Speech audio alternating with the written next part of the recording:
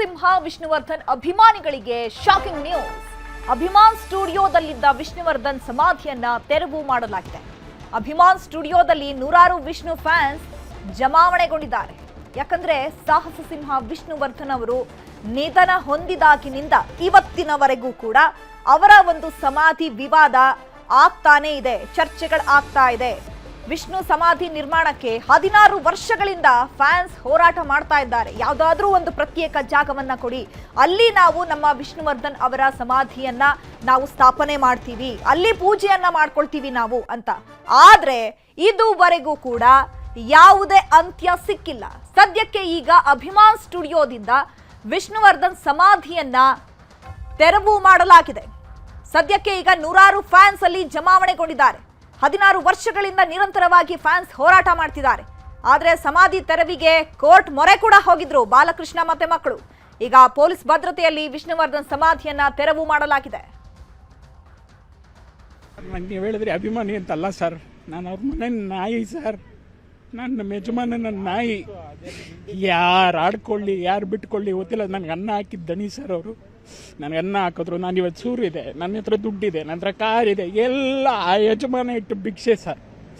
ಆ ಯಜಮಾನ ಇಲ್ಲದಿದ್ರೆ ಶ್ರೀವತ್ಸ ಇಲ್ಲ ಸರ್, ಆ ಯಜಮಾನ ಇಲ್ಲ ಅಂದರೆ ರವಿ ಇಲ್ಲ ಸರ್, ಆ ಯಜಮಾನ ಇಲ್ಲ ಅಂತಂದರೆ ಇವತ್ತು ನನ್ನ ಸಿನಿಮಾನಲ್ಲಿ ಯಾರ್ಯಾರೆಲ್ಲ ಏನೆಲ್ಲ ಮಾಡಿದಾರೆ ಆದರೆ ಯಾರೂ ಇಲ್ಲ ಸರ್.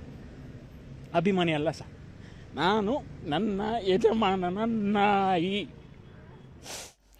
ಈ ಬಗ್ಗೆ ಮತ್ತಷ್ಟು ಮಾಹಿತಿಯನ್ನು ಕೊಡ್ತಾರೆ ನಮ್ಮ ಪ್ರತಿನಿಧಿ ಸತೀಶ್, ನೇರ ಸಂಪರ್ಕದಲ್ಲಿ ಜಾಯ್ನ್ ಆಗಿದ್ದಾರೆ. ಸತೀಶ್, ಬರೋಬ್ಬರಿ 16 ವರ್ಷಗಳಿಂದ ಕೂಡ ಸಮಾಧಿಯ ಜಾಗಕ್ಕಾಗಿ ಫ್ಯಾನ್ಸ್ಗಳು ಹೋರಾಟ ಮಾಡ್ತಾ ಇದ್ದಾರೆ. ಒಂದು ಪ್ರತ್ಯೇಕ ಸಮಾಧಿಯನ್ನ ನಿರ್ಮಾಣ ಮಾಡೋದಕ್ಕೆ ಜಾಗವನ್ನ ಕಲ್ಪಿಸಿಕೊಡಿ ಅನ್ನುವಂತಹ ನಿಟ್ಟಿನಲ್ಲಿ ಸದ್ಯಕ್ಕೆ ಈಗ ಆ ಒಂದು ಅಭಿಮಾನ್ ಸ್ಟುಡಿಯೋದಿಂದ ಸಮಾಧಿಯನ್ನ ತೆರವು ಮಾಡಲಾಗಿ ಮತ್ತೆಯಲ್ಲಿ ಈಗ ಅದು ಶಿಫ್ಟ್ ಆಗಿದೆ.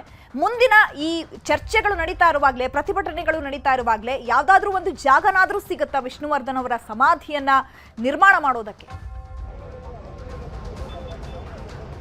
ಚೈತ್ರ, ಏನು ವಿಷ್ಣುವರ್ಧನ್ ಅವರ ಒಂದು ಸಮಾಧಿ ತೆರವಾಗಿದೆ. ಈಗಾಗಲೇ ಈ ಒಂದು ಜಾಗಕ್ಕೋಸ್ಕರ ಅವರ ಅಭಿಮಾನಿಗಳು 16 ವರ್ಷಗಳಿಂದ ಒಂದು ನಿರಂತರವಾದಂಥ ಒಂದು ಹೋರಾಟವನ್ನು ನಡೆಸ್ತಾನೆ ಬಂದಿದ್ದರು. ಕಾನೂನು ಹೋರಾಟಕ್ಕೂ ಕೂಡ ಹೋಗಿದ್ರು. ಆದರೆ ಆ ಹೋರಾಟ ಇವತ್ತಿಗೆ ಅಂತ್ಯ ಆಗಿದೆ ಎನ್ಬೋದು.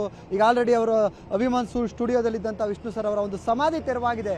ಇನ್ನೇನು ಆಗಾಗಲೇ ವಿಷ್ಣು ಸರ್ ಅವರ ಒಂದು ಸಮಾಧಿಗೋಸ್ಕರ, ಸ್ಮಾರಕಕ್ಕೋಸ್ಕರ ಮೈಸೂರಿನಲ್ಲಿ ಸರ್ಕಾರ 5 ಎಕರೆ ಜಾಗವನ್ನು ಕೊಟ್ಟಿದೆ, ಅಲ್ಲಿ ಸ್ಮಾರಕವನ್ನು ನಿರ್ಮಾಣ ಮಾಡಿದೆ.